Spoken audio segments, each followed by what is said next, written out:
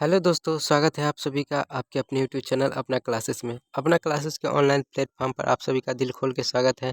आज की इस वीडियो में हम लोग पढ़ने वाले हैं बीएसएबी यानी बिहार बोर्ड कक्षा 10वीं के सोशल साइंस के कुछ महत्वपूर्ण ऑब्जेक्टिव प्रश्न यानी वस्तुनिष्ठ प्रश्न। ये सभी प्रश्न वीवीआई ऑब्जेक्टिव प्रश्न है, तो इसे आपको अनदेखा नहीं करना है, इसे अच्छी तरीक़ा से पढ़ना है, क्योंकि अगर आपको 10वीं में अच्छे मार्क्स लाने हैं तो आपको पढ़ना पड़ेगा। ठीक है, तो चलिए इस वीडियो को शुरू करते हैं। और आप भी इस चैनल पर नए हैं तो प्लीज़ चैनल को सब्सक्राइब कर दीजिएगा और वीडियो को लाइक कर दीजिएगा। आपको दिख रहा होगा कि ये टारगेट का मॉडल पेपर है। ये टारगेट का मॉडल पेपर है और 2023 का है और एक कक्षा 10वीं का है। तो आज मैं आप सभी को सोशल साइंस का ऑब्जेक्टिव प्रश्न कराने वाला हूं, जो कि सभी प्रश्न वीवीआई प्रश्न है। अगर आप भी 10वीं में अच्छे मार्क्स लाना चाहते हैं तो आपको ऑब्जेक्टिव प्रश्न को अच्छी तरीक़ा से पढ़ना पड़ेगा। तो चलिए इस वीडियो को शुरू करते हैं।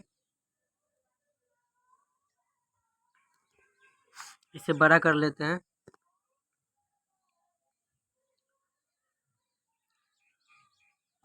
आपका पहला प्रश्न है,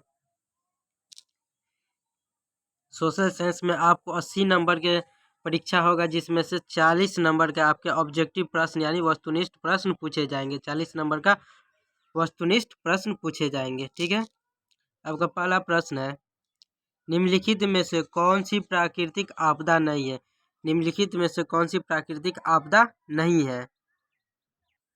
तो आपका प्रश्न है कि निम्नलिखित में से कौन सी प्राकृतिक आपदा नहीं है। तो आपको ऑप्शन से भी पता चल जाएगा कि इसमें से कौन प्राकृतिक आपदा नहीं है। तो आपका राइट आंसर हो जाएगा युद्ध। युद्ध जो है प्राकृतिक आपदा नहीं है। बाकी बात हिमस्खलन हो गया, बाढ़ हो गया, सुनामी हो गया, ये सभी प्राकृतिक आपदा है। युद्ध है जो इंसान अपने आप में लड़ता है, तो ये प्राकृतिक आपदा नहीं है। आपका अगला प्रश्न है, सबसे उत्तम किस्म का कोयला होता है? सबसे उत्तम किस्म का कोयला कौन होता है? तो एंथ्रासाइट होता है। ऑप्शन सी आपका राइट आंसर हो जाएगा, एंथ्रासाइट।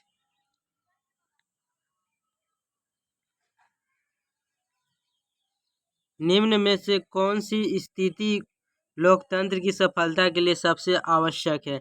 निम्न में से कौन सी स्थिति लोकतंत्र की सफलता के लिए सबसे आवश्यक है? तो आपका राइट आंसर हो जाएगा मजबूत जनमत।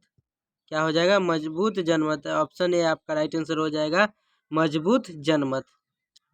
नदियों में बाढ़ आने का प्रमुख कारण क्या है? नदियों में बाढ़ आने का प्रमुख कारण क्या है? तो उपयुक्त सभी हो जाएगा ऑप्शन डी, जल की अधिकता, नदी के तल में अवसाद का जमाव, वर्षा की अधिकता। तो ऑप्शन डी आपका राइट आंसर हो जाएगा, उपयुक्त सभी। बढ़ते आगे की ओर।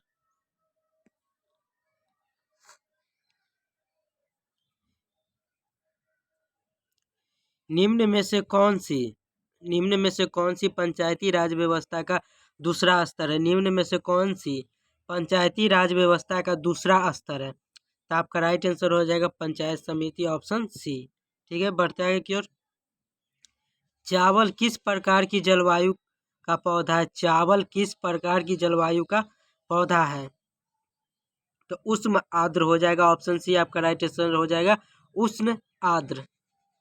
ठीक है, बढ़ते आगे की ओर। मुद्रण सबसे पहले किस देश में आरंभ हुआ? मुद्रण सबसे पहले किस देश में आरंभ हुआ था? तो चीन में।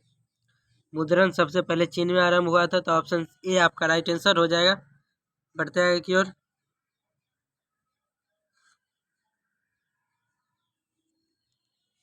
अंतर्राष्ट्रीय मानक संगठन आईएसओ का मुख्यालय कहाँ है? अंतर्राष्ट्रीय मानक संगठन आईएसओ का मुख्यालय कहाँ है? तो जनेवा। ऑप्शन ए आपका राइट आंसर हो जाएगा, जनेवा। किस वर्ष साइमन कमीशन भारत आया? किस वर्ष साइमन कमीशन भारत आया था? तो आपका राइट आंसर हो जाएगा ऑप्शन सी, 1927 में। साइमन कमीशन किस वर्ष भारत आया था? तो 1927 में। निम्न में से कौन सा आधुनिक मुद्रा का एक रूप है? निम्न में से कौन सा आधुनिक मुद्रा का एक रूप है? तो आपका राइट आंसर हो जाएगा कागज के नोट। ऑप्शन बी आपका राइट आंसर हो जाएगा, कागज के नोट। बढ़ते आगे की ओर।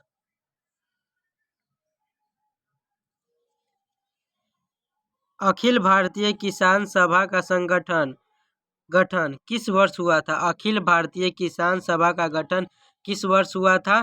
तो 1936 में। ऑप्शन डी आपका राइट आंसर हो जाएगा। 1936 में अखिल भारतीय किसान सभा का गठन किया गया था, 1936 में। परिवहन के साधनों में सबसे सस्ता परिवहन का साधन, परिवहन के साधनों में सबसे सस्ता परिवहन का साधन कौन सा है? तो आपका राइट आंसर हो जाएगा ऑप्शन बी, जल परिवहन। तो ऑप्शन बी आपका राइट आंसर हो जाएगा, जल। भारत में किस राज्य की प्रति व्यक्ति आय सबसे कम है? भारत में किस राज्य की प्रति व्यक्ति आय सबसे कम है? तो ऑप्शन ए बिहार हो जाएगा। बिहार में सबसे कम प्रति व्यक्ति आय है, तो ऑप्शन ए आपका राइट आंसर हो जाएगा। जर्मनी के एकीकरण के लिए कौन उत्तरदायी था?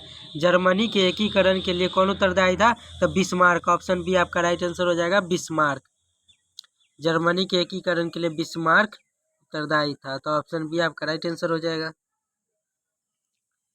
बोकारो इस्पात संयंत्र किस देश के सहयोग से खोला गया? बोकारो इस्पात संयंत्र किस देश के सहयोग से खोला गया? तो आपका राइट आंसर हो जाएगा रूस, ऑप्शन सी।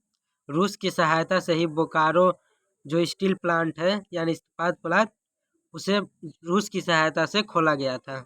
तो ऑप्शन सी आपका राइट आंसर हो जाएगा। भारत छोड़ो आंदोलन का प्रसिद्ध नारा क्या था? भारत छोड़ो आंदोलन का प्रसिद्ध नारा क्या था? तो आपका राइट आंसर हो जाएगा ऑप्शन बी, करो या मरो। भारत छोड़ो आंदोलन का प्रसिद्ध नारा था करो या मरो। ऑप्शन बी आपका राइट आंसर हो जाएगा। भारत में Tata hydro electric power station की स्थापना कब हुई? भारत में Tata hydro electric power station की स्थापना कब हुई थी? तो 1962 में। ऑप्शन डी आपका राइट आंसर हो जाएगा, 1962। भारत में Tata hydro electric power station की स्थापना कब हुई थी? तो 1962 में।